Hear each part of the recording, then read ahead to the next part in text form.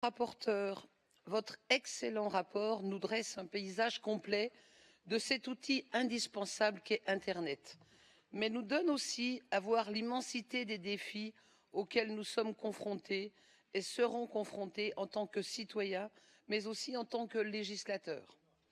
Parmi tous les sujets que vous abordez dans votre rapport, la question de la liberté me paraît fondamentale. Cette liberté, c'est la liberté d'accès et la liberté d'expression, mais cette liberté ne doit pas conduire à des dérives. De nombreuses études récentes montrent que les jeunes nombreuses études récentes ont montré que la cyberviolence et le cyberharcèlement représentent aujourd'hui une part importante des agressions subies par les jeunes ou par les femmes. 32% des jeunes filles de 12 à 15 ans en France affirment avoir été victimes de violences verbales sur Internet. Cette violence, facilitée par l'anonymat et le sentiment d'une certaine impunité, représente un réel problème. Car pour agir, pour garantir l'exercice réel du droit à la liberté d'expression, il est essentiel de veiller à ce que toute personne puisse librement faire entendre sa voix en ligne, sans avoir à craindre des violences ou d'autres abus.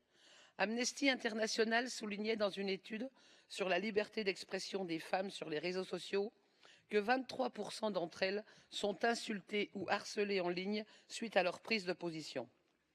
Sur les réseaux sociaux, il convient donc de responsabiliser en premier lieu les plateformes elles-mêmes, qui devraient au moins, lorsqu'on leur signale des abus, agir.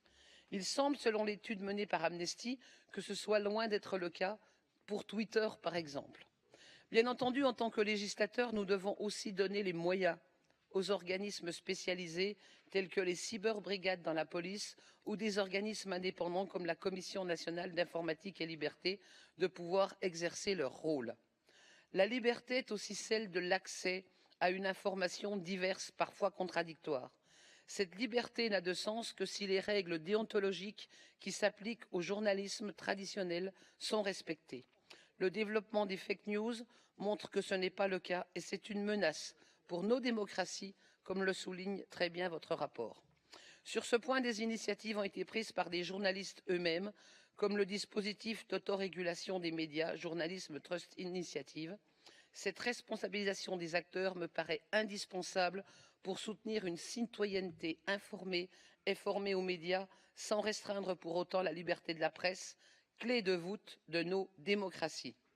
La gouvernance d'Internet est un défi et nous devrons sans doute innover en tant que législateurs pour contrôler les dérives en n'oubliant jamais le principe de liberté qui est inhérent au net. Merci de votre attention.